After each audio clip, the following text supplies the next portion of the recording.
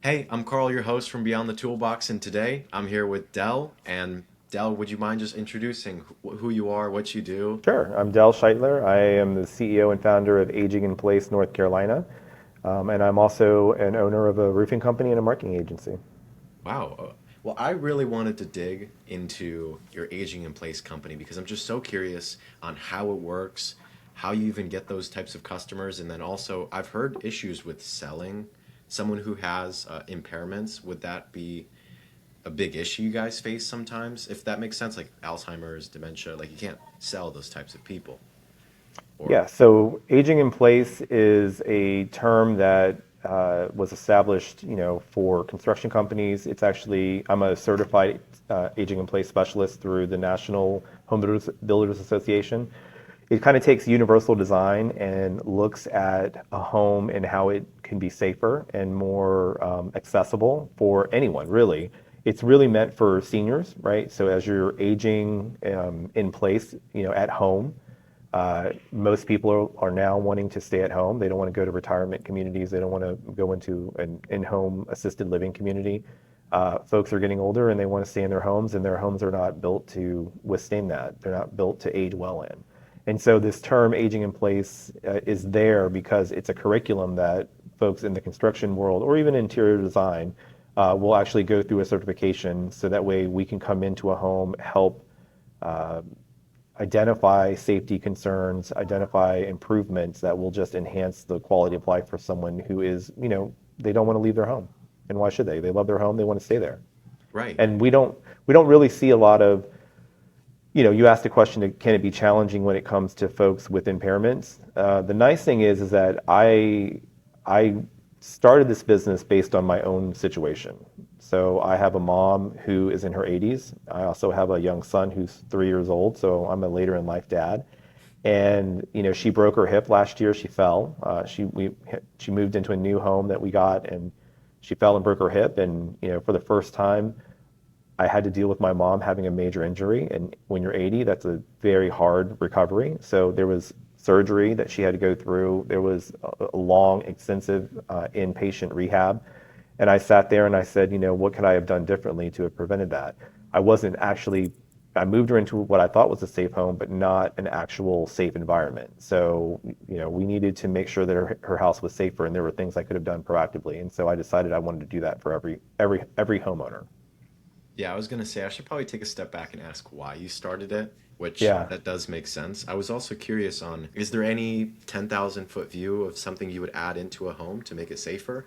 Yeah, I think actually let's start with what makes the home not safe, right? So as people age, there are things that happen. And by the way, any of these things could happen to you today.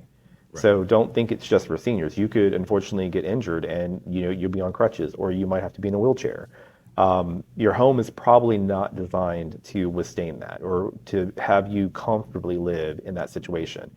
Doorways are, only but such width, right? So rolling with a walker or rolling with a wheelchair makes it somewhat harder to maneuver. Hallways are not built with wideness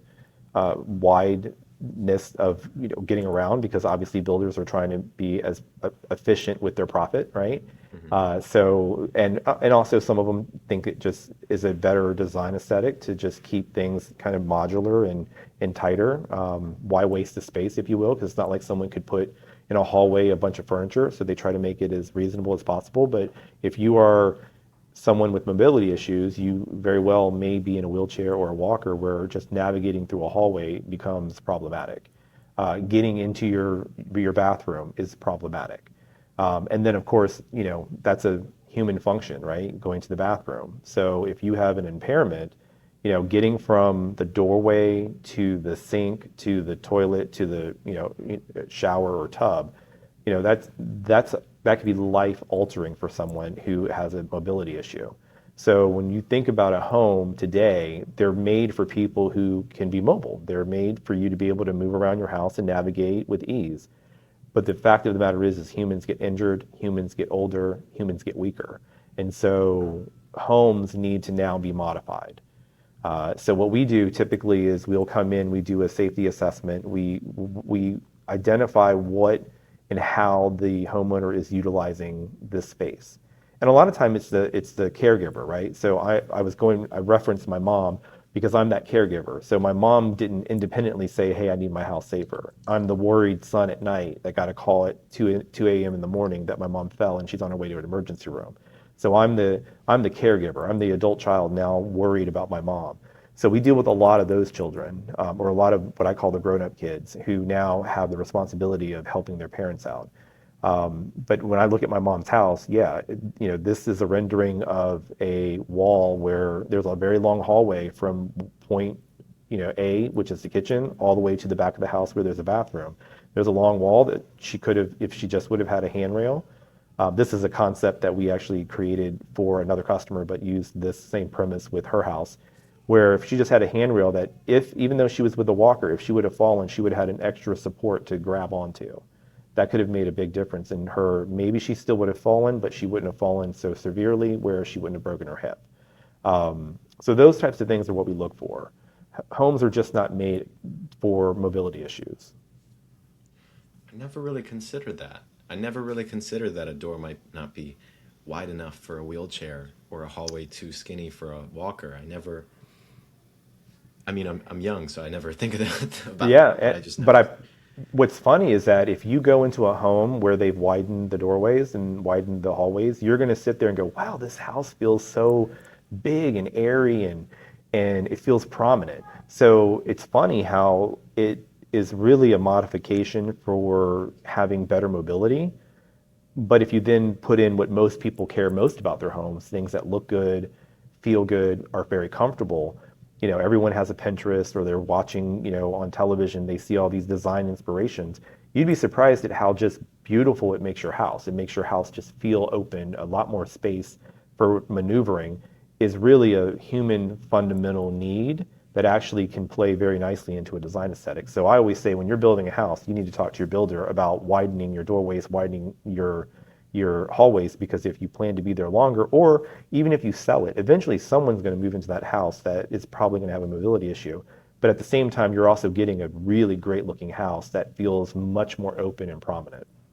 Surely it's very expensive to open a hallway or open doors and replace the door, and it has to add up at some point, right? It's definitely more expensive to do a modification than it is if you're building, if you have the luxury of Right. building a house and working with a builder, making those changes before the final drawings will save you thousands and thousands of dollars.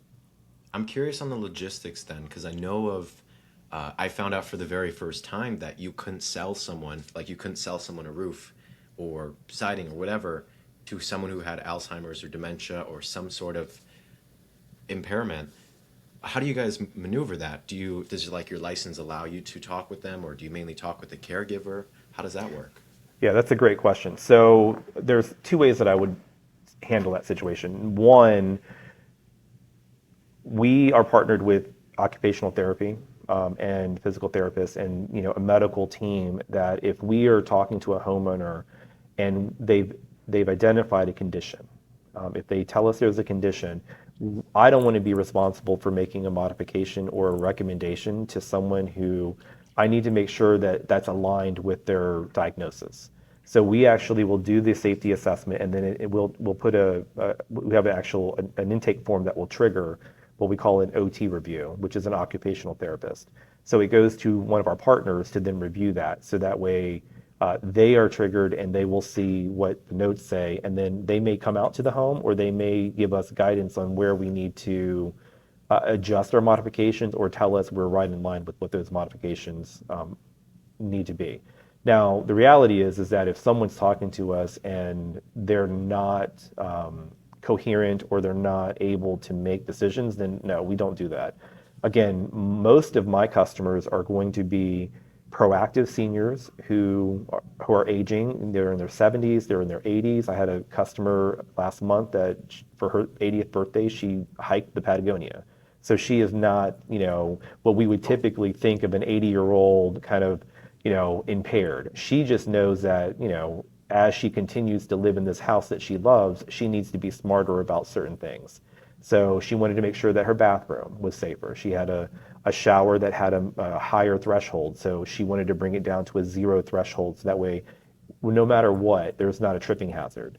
some grab bar situations where she felt like, just in case, I want to make sure this is there for me when I need it. And then she also has, she hiked the Patagonia, but that doesn't mean that her friends are just as fit or just as able. So when friends or family come over, she wants to make her house safer as well, because everyone's aging. So I have proactive seniors who are, now more informed about how they can do modifications. And then, like I said, that sandwich generation, that's what we call ourselves, the sandwich generation, where we're in between. We have young children, or we're raising our own families, but we also have to care for loved ones that are older than us. So the adult grown-up kids are the ones that are also reaching out. After this today, I'm going to be going to an assessment where there's a family that is got a 90-plus-year-old father who has fallen 3 times, and they are at their wits' end, and they already have in-home care, but it's not around the clock. So that in-home care agency reached out to us and said, hey, this family needs help. They need to make their house safer. There's a bathroom situation where it's just not safe for him anymore. All 3 falls happened in the bathroom. I would have loved to have been called after the first call, but I think they're at the time where I think, if you're 90 years old, you're probably set in your ways, and you're pretty, you want things the way you want them. And so your daughter's coming in telling you you need to change, and you need to have, quote unquote strangers to come in and tell you how to, make your house safer, is probably not something that he was looking forward to, but it's got to the point where that family needs that help.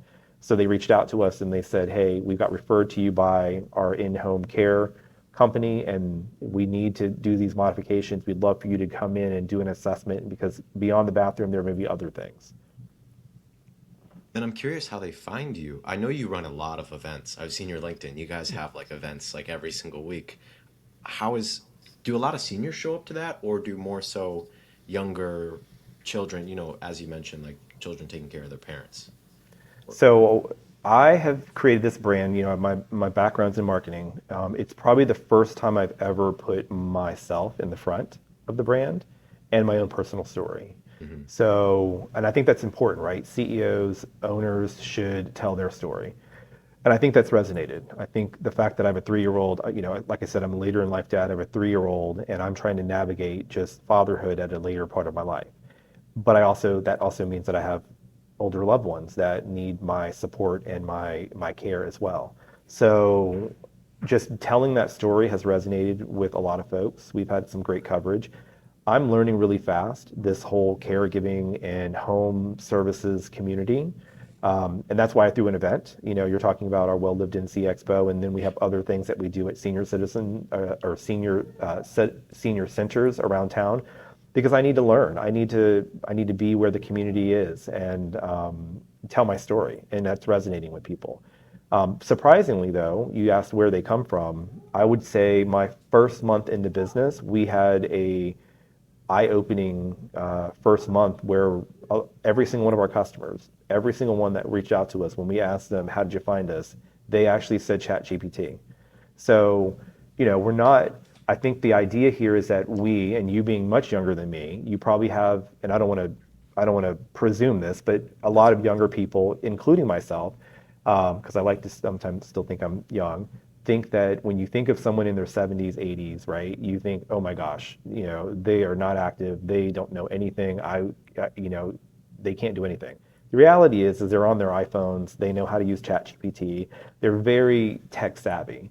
A lot of them, not everybody, but the majority of them are starting to get more tech savvy. Now, they may not necessarily want to sit there and Google and do searches, but you show them that you could put a question in and get an answer, they're all for it. So, I mean, the first 8 customers we got, all 100% said they came out of ChatGPT. And that's credit to my team, my marketing team, with my company, that we've done some good work to where chat has now recommended us. That's the new world of any company, any marketing company, any marketer is trying to figure out, how do I get brands found in ChatGPT? And we've just been very lucky. I think we're so niche that the volume of content that we're creating is probably pushing us to the top. But that's what was surprising to us. So these, once again, are not incapable humans, right? These are not folks that are desperate for solutions. They're proactively looking for those solutions, and they're using, state-of-the-art tools and and current tools to be able to find those tools. And, almost every single one of them said, I knew I needed a contractor, but I didn't want to just hire another contractor. I didn't want to just hire a handyman. I want someone who understands what it means to age in place or understands safety. And that's how we've been able to win business. That is, personally, I just want to be clear, that is a huge belief breaker because I actually was Hmm. fully set on there's no way there's that many people looking on ChatGPT for XYZ company. I actually thought that it was like I had a belief that anyone over really 30 or really anyone outside of my generation wasn't going on ChatGPT looking for a roofing contractor or aging in place. So that's like a really big belief breaker for me. So I Yeah. appreciate that. I mean, use me as a testimonial. I mean, my team, we were surprised. I really was, I thought we were going to have to cut our teeth and I'd have to go and do all these talks at the senior centers. I'd have to eventually start scaling up my Google ads, running Facebook ads. I haven't had to do any of that right now. We just tell our story, we brand well, we tell our story, and we get it out there. And then we've been blessed with the idea that when people are searching for smarter, I shouldn't say smarter, when people are looking for qualified contractors in this space, we've had the benefit of ChatGPT. That's still crazy to me. I just have to Yeah. say, that's crazy, crazy. I'm also curious then, because you have a roofing company. I want to talk more about aging in place, but aging in place is just so curious. I want to be picking your brain. What's the difference in types of customers? Do they still sort of think alike? Think, the 80-year-old versus the 40-year-old with their new house and want to replace their roof? Like, do they think alike, or is there just a big difference in the type of customer you're getting for both? I mean, technically they go hand in hand. I mean, if you're in a home, at the core, both businesses take care of homeowners, right? Right. So that's the kind of nucleus or core theme, right? I like to say that my roofing company makes sure that your home is protected with a premium, top quality, warranted roofing system, and then aging in place helps protect you inside your home. So to me, it kind of goes hand in hand. And if you're a homeowner, homeowners, especially if you talk about seniors, a lot of the customers that I'm talking to, or a lot of my homeowners that I talk to for aging in place modifications or safety assessments, we look at their roof. Part of my business is we do the assessment, we do the modifications, and then we're able to do ongoing support services for their home. I always like to jokingly say, if I have helped you be safer in your home, and one of those things are just simply navigating, getting to the bathroom, or making sure that you're walking through the hallway and you have extra support, I'm certainly not going to expect you to get up and clean your gutters, seasonally. So we blend the two worlds together because at the end of the day, I'm helping you stay safer and longer in your home. That's really the goal for aging in place. We want to keep people safer and more comfortable in the homes that they love, which means, you take that to the housing crisis, that's out there. If you can keep people in their homes longer, then you can reduce the housing crisis, right? If you can keep a house intact, you can reduce the housing crisis. So for me, all those things really kind of are still focused on the same goal: keeping people in their homes, keeping them safe, and then keeping their homes safe for long-term living. I love the fact that you went from marketing to business. I feel like some people go the opposite way. They end up starting a business and go into marketing because they think they're better at marketing, and then they realize it's actually not that easy. Uh, Yeah, so I actually started in human resources. So my career took quite a few twists and turns, but I was in human resources originally, kind of my core career. Got into marketing because I held some prominent positions as a head of recruitment for some big major media companies, and unbeknownst to me, if you are the top recruiter or you are the director or the VP of recruiting, you are technically the brander of a company, which makes perfect sense, right? I had all the ad budgets, I was holding events and going to job fairs, I was buying media. I created and crafted the brand story for the business because I wanted to make people believe that the company that you're working for is, a desired company. So they call it employer of choice marketing. So I was doing all the marketing components, but just was in human resources. And then I was given the opportunity to go run a pretty big marketing division as a marketing director, and it was the first entry into marketing. And it was a great playground for me because at the time, it was a $33 million division and it had 30 plus different niche publications, websites, events, everything from, a bridal show to a military newspaper to we had a show called the Mid-Atlantic Boat Show, which was this huge multi-million-dollar boat show that came into town. You name any niche, I covered it. Apartments, parenting, so I cut my teeth in marketing that way and had a really long, successful career. I've been very blessed. And then a couple of years ago, I did what I never thought I would do and take on a roofing or a construction company. And I took a chance and it was very successful. And I've now found a new passion that I'm excited about. Yeah, I absolutely love the home services too. And I appreciate you giving that background. I normally have this habit of just getting straight into business, like zero Yeah. rapport building on how everything's been. I was also curious on, so you guys run Google Ads, right? Like Yep. LSA. Yep. Okay. Do you guys tend to see elderly people wanting to pick up the phone more? Or do you see like that shift from not wanting to pick up the phone for like my generation to like the older folks? I think they definitely are still picking up the phone. I think it is at that point, it's whoever gets to the call first, right? Like it's a speed to lead. So they don't tend to be very patient. So you do have to make sure that if you are doing LSA, that you are getting to the customer as fast as possible because they're going to be impatient. They're going to keep calling. They're going to call, the next roofing company or, contracting company. So that's really, really important. But again, I think if you were to talk to most business owners and or marketers, you're going to find that Google has become not less important, but more, we're not necessarily, like it used to be the Holy Grail. Now it's trying to figure out how to do smart marketing, to make sure that you're ranking in AI.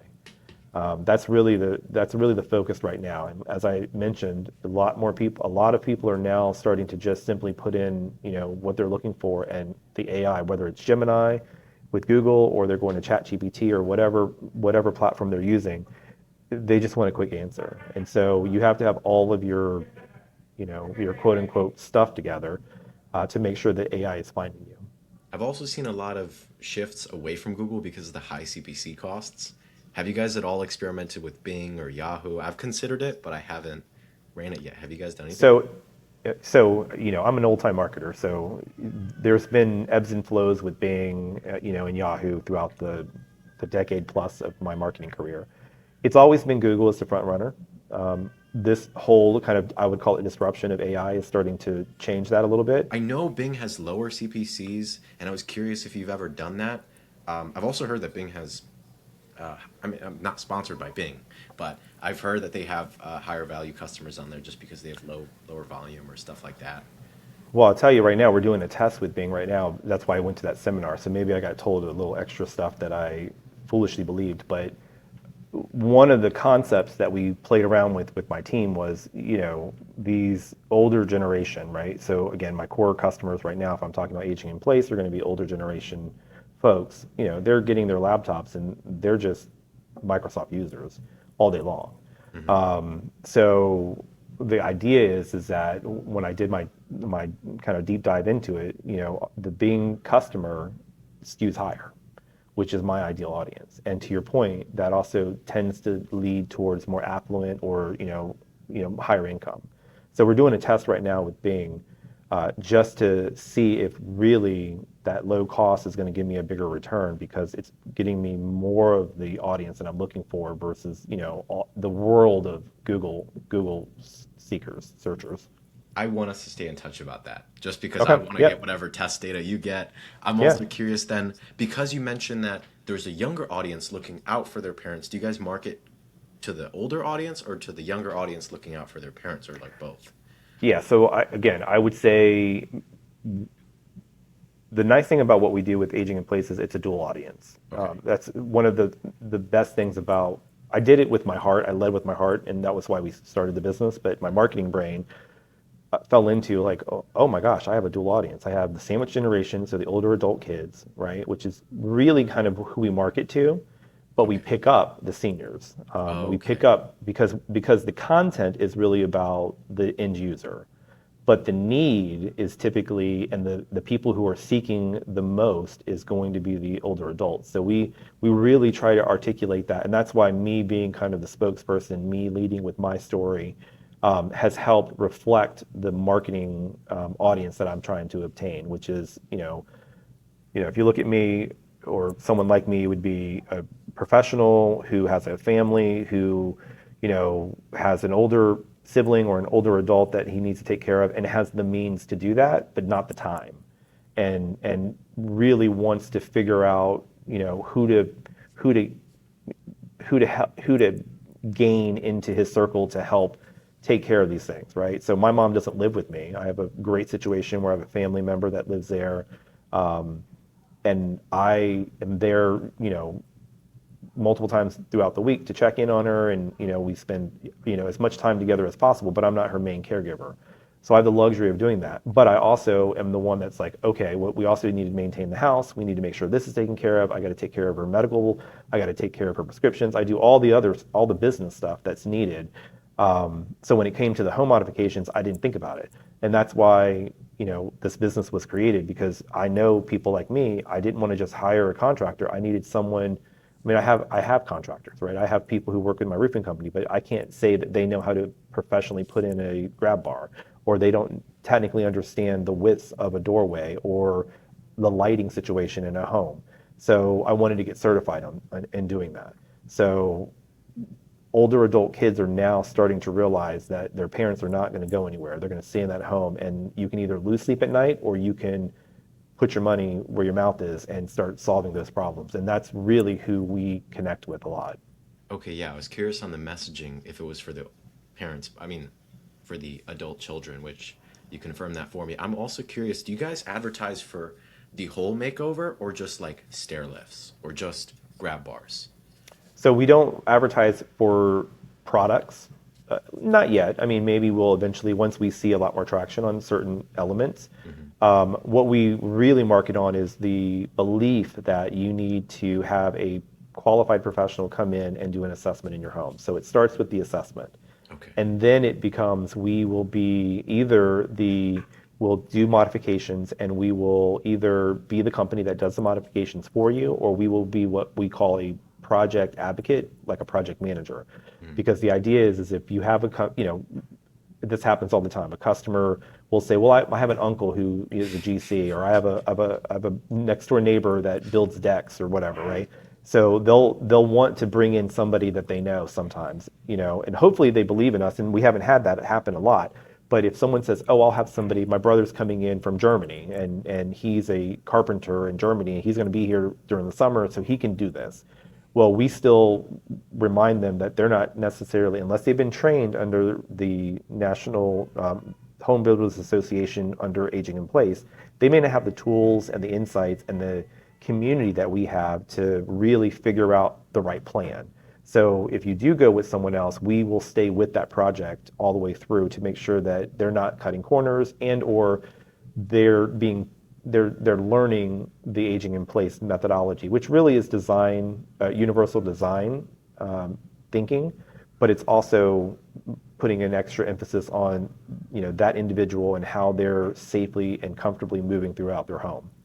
I've at least in my space, I've seen a lot of individual advertising for like just stair lifts. That's why Yeah. I was just curious if it was the whole experience or just the stair lifts, which honestly, where could someone find you if they wanted to reach out to Aging in Place or just reach out to you personally? Yeah, so they can always just go to aginginplace.com. That's our website. And then follow us on social media. Aging in Place NC is what we go. Actually, so Aging in Place or Aging NC is my website. Sorry. The company's Aging in Place North Carolina. And then our handle on Instagram is Aging NC. And then on Facebook, it's Aging in Place North Carolina.